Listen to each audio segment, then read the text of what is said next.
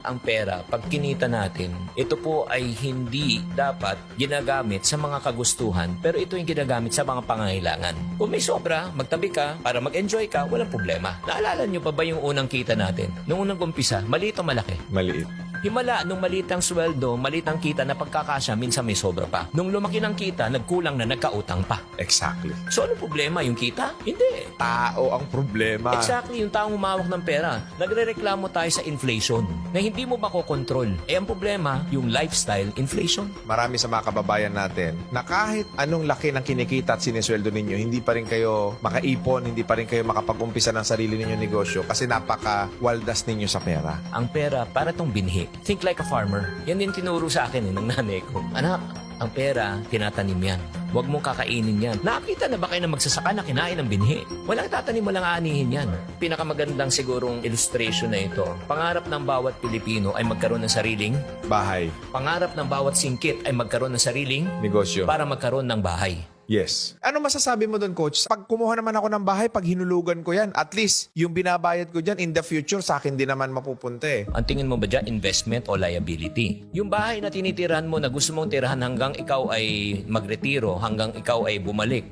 eh yan ba ibebenta mo? Eh, hindi, kasi titirahan mo yan eh. Correct. Yan ba ipapaupahan mo? Eh hindi rin. O, so ang tawag dyan, liability dahil hindi kumikita ng pera. Correct. So ang mga marurunong sa pera, ang tinatanong nila parati, paano ko muna patutubuin tong pera na ito? So ang ginagawa kasi na marami nating kababayan is kumita ng pera abroad tapos iloloan nila sa pag-ibig 10, 15 years to pay. Ano masasabi mo sa ganyang klaseng thinking na matagal na nating kultura dito sa Pilipinas? Wala namang problema na bumili ng bahay. Basta kaya ng budget mo. Hindi naman natin dinidiktahan, o itong gawin mo, ito yung tama at mali. Hindi. Preference ng tao yan eh. Like ako, preference ko talaga ay kailangan magtiis ka ngayon. Kesa ngayon, magpakasasa ka, magpakasarap ka, pero sisingilin ka. Kaya nga doon nga lumabas yung nasulat kong aklat ng Diary of a Pulubi. Paulit-ulit na lang yung mga concern na mga dumalapit sa akin. Online na utang ngayon na Yung prevalent. online lending app. Nakakaawa talaga. Pag tinanong ko, bakit pa kayo nagkautang? Una, ang feeling nila, hindi na uubos yung pera. Kasi iniisip nila may papasok pang sweldo. So, uutangin na nila in advance. Yun po yung mga bagay na yun. Kaya naisulat yung aklat niya, nakikita ko na talaga, yun nga yung mga weakness eh. Sa OFW, sobrang matulungin na pulubi later. Panay sakripisyo na hindi na nila iniisip ang kanilang sarili. At ito pa ang pinakamasakit sa pagtulong. 9 na beses kang tumulong. 1 beses ka lang tumanggi. Napakasama mo na, kuripot ka na, makasarili ka pa. Kaya napakahirap na maging OFW. Naging masama pang tao. Kawawa talaga. Pag nagbago ang financial mindset ng isang tao, magbabago talaga ang buhay. Yes. Meron nga akong isang matinding realization dyan kung bakit maraming mahirap sa Pilipinas. I mean, hindi ko sinisisi yung mga malls. Nasa Pilipinas ang pinakamalalaking mall and yet isa tayo sa pinakamahirap sa buong mundo. That is a simple representation of how illiterate we are pagdating sa pera. Napakaganda ng sinabi mo, RDR. Ano bang mahilig pag-usapan ng mga taong kapos sa buhay? Pag-uusapan ang buhay ng May buhay. o ibang tao. Yung mga middle class, yun, saan tayo kakain, ano yung latest, saan tayo travel, ano yung mga bagong iPhone, mga ganon. Pero ito yung tanong ko, ano naman ang pinag-uusapan ng mga milyonaryo at bilyonaryo? Kung ano yung pangangailangan nitong mga middle class at mahihirap. Kaya nga ang dapat gawin natin, magpalit tayo ng mindset natin. Hamunin natin ang mga mamamayang maralita na mag-isip, magnegosyo. Kahit na kwek-kwek lang. Makatikim lang ng 100, 200 kita at 500 na sabi mo, ay, kaya ko pala. From 500, lalaki na naman yan. Ay, mangangarap yan. 1,000 na, ay, kaya ko pala. So, aangat ang buhay nila. Ito kasi yung premise, coach ng maraming mga Pinoy. Eh hindi naman ako siguradong kikita rin ako sa negosyo. Kasi natatakot tayo, baka mawala ang puhunan natin. Pero meron akong na-attenda na isang seminar ni Senator Manny Villar. Sabi niya, nagtataka ako sa ating mga Pilipino. Bakit tayo natatakot mamuhunan at mag-umpisa ng negosyo? Walang-wala na tayo eh. Nasa ilalim ka na nga eh. Ano pang mawawala sa'yo? Eh wala ka na at the first place. Ang dapat daw matakot na mamuhunan yung mga tao may milyon at bilyon. Nakakatakot mag-drive pag di mo alam. Nakakatakot mag-bike pag di mo alam. So ano solusyon? Pag-aralan mo. Natatakot ka magnegosyo at mag-invest dahil hindi mo. Alam. So ano solusyon? Alamin mo. Kung gusto nyong maging magaling sa pera, ayusin yung mindset. Tama. Isa pang aral na tinuro sa akin ng aking ina. Nung minsan nag-uwi ako ng bike, sabi niya, pag yan, nasira, meron kang sirang bike. Soli mo yan. Kung hindi mo kaya, huwag kang manghiram. Siyempre, sama na loob mo. Mahirap na nga tayo, wala na tayong pera, minsan lang akong manghiram, tapos pinagkait mo pa to sa akin. Na hindi ko alam, napakagandang leksyon yan. Kasi sinabi niya sa akin, pag sinanay kita na manghiram, ngayon nanghiram ka, laruan. Paglaki mo, anong hihiramin mo? Pera. Kasi ang konsepto ng hiram, you want it now.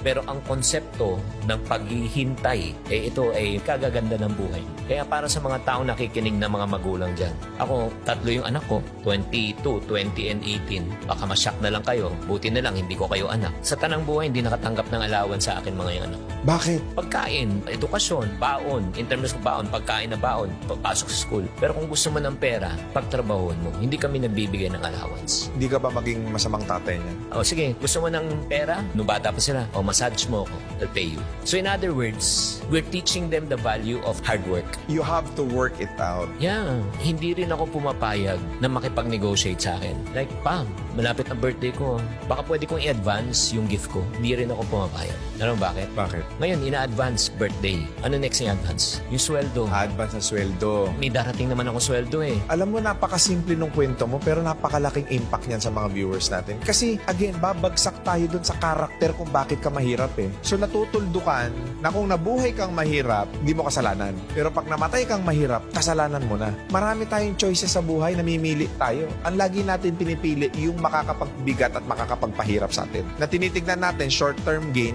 na, magbe-benefit ako ngayon, okay ako, pero long-term pain. One of the greatest law that I've learned in life is the law of opposite. Principle yan. Parang law of gravity. Hindi mo pwedeng labanan ng gravity. Kahit anong kulay mo, timbang mo, itsura mo, pag tumalong ka ng building, babaksak ka. Ganon din ang law of opposite. The short-term effect is always the opposite of the long-term effect. If you play now, petik-petiks ka, you pay later. If you spend now, magpakayolo ka, okay lang. Gusto mo yan eh. Pero wala kang ipon later. Suffer later. If you save now, you enjoy later. If you build your business now, diba? You retire later. Huwag mong solusyonan ng mabilis yung problema. Ang unahin mong solusyonan yung kaisipan mo. And then the rest will follow. Ito pang isang law na naunawaan ko na sinusundan ko sa buhay. You cannot solve a permanent problem with a temporary solution. Ang ganda, no? You got to solve a permanent problem with a permanent solution. So kung may utang sila, coach, huwag silang uutang sa iba para mabayaran yung utang nila. Ang gawin nila, dagdagan ninyo yung kita ninyo. Yun nga yung parating sinasabi, dagdag ng kita eh. Kunyari, itong bote na ito, di ba, puno. Lagyan mo ng butas to. Ano mangyayari dito? Dahan-dahan Correct. maubos yan. Tama o mali? Tama. Gusto mo mapuno to? Yes. Anong solusyon? Takpan mo muna yung butas. Takpan mo muna bago mo lagyan. Pero kung sinasabi ng ibang tao, hindi, ang solusyon dyan, dagdagan lang yung kita. O sige, tagas, ubos na, di ba? May butas. O dagdagan mong kita, ano mangyari ulit? Tumatagas eh. Kailangan talaga bawas dagdag method. Bawasan mo muna ang mga gastos na hindi mo talaga kailangan. Pag nabawasan na, dagdag. Pag dumadagdag na yan, mapupuno na to. Mindset talaga eh. That because of your mom, yung mga turo, ngayon naaalala mo, di ba, coach? Kaya pala ako naging chingkitan ngayon, hindi pala dahil magaling ako magsalita. Kaya pala ako naging chingkitan ngayon, hindi dahil sa magaling ako sa public speaking, magaling ako makiharap sa tao, hindi pala. Dahil pala ito sa nanay ko, na nagturo sa akin mula pagkabata. Kung ano man yung natutunan ko sa labas, additional na lang yun. Eh, syempre, nagkamalay ka na, naunawa mo na. Ito pala yung pampatibay. Para sa akin, ma-reject yung masabihan ng masasakit. Okay lang. Normal. Kinakatakutan ko sa buhay ko ay maghirap. Kasi alam kong mahirap na maging mahirap eh. At ayaw ko na bumalik sa ganong sitwasyon. Kaya nga, para sa mga tao nakikinig at nanonood ngayon na natatakot na magnegosyo, pumili ka na rin ng takot. Ano mas nakakatakot? May nagkasakit sa pamilya, kailangan mo pumunta ng ospital, i-ospital ang iyong mga mahal sa buhay at wala kang kapera-pera at mangungutang ka sa mga mata pobre mong mga kamag-anak. Ano mas nakakatakot? Eh ako takot na ako sa ganung mga sitwasyon eh. Kaya sinasabi ko, basta marangal, gagawa ko ng paraan para makalabas ako sa ganung klaseng sitwasyon. Marangal, moral, ethical, gawin mo.